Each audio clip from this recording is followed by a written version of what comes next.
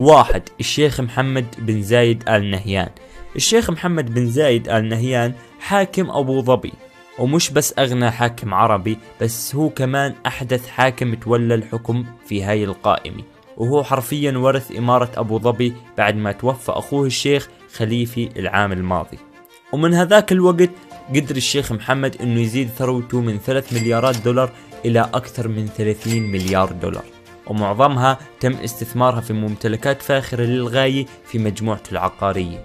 ومن هاي الممتلكات بيظهر بشكل خاص قصر الإمارات في أبو ظبي اللي بتقدر قيمته ب3 مليارات دولار، وبيتميز هذا القصر بتحفة معمارية فخمة بكثير من وسائل الراحة الفاخرة مثل الشاطئ الخاص والمرسى والسبا والمروحية. وبالإضافة لقصوره بيمتلك الشيخ محمد عدة منازل وفيلات في مختلف أنحاء العالم، منها منزل في بيفرلي هيلز بكاليفورنيا وتقدر قيمته ب45 مليون دولار. والشيخ محمد عنده أسطول كبير من السيارات، منها كثير سيارات فارهة مثل بوغاتي فيرون ولايكون هايبر سبورت اللي قيمتها 3.4 مليون دولار، ولامبورغيني فينينيو بقيمة 3 مليون دولار. ومع انه كثير بفضل سيارات الرولز رويس، بس اغلى سيارة عنده هي بوغاتي لافوتور بقيمة بتصل الى 18.7 مليون دولار.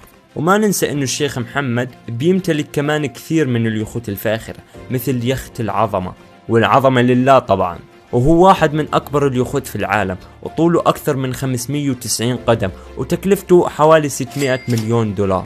وبيتميز هذا اليخت بمرافق متنوعة مثل طائرة هيليكوبتر وصالة سينما وحمام سباحة وصالة ألعاب رياضية. والشيخ محمد كمان هو محب للفنون، ومجموعته الفنية بتقدر بأكثر من 100 مليون دولار، وبيمتلك البعض من أغلى اللوحات في العالم، وحرفيا بيعرف كيف يزين منازله ويخوته وطائراته بأناقة ما في إلها مثيل في العالم.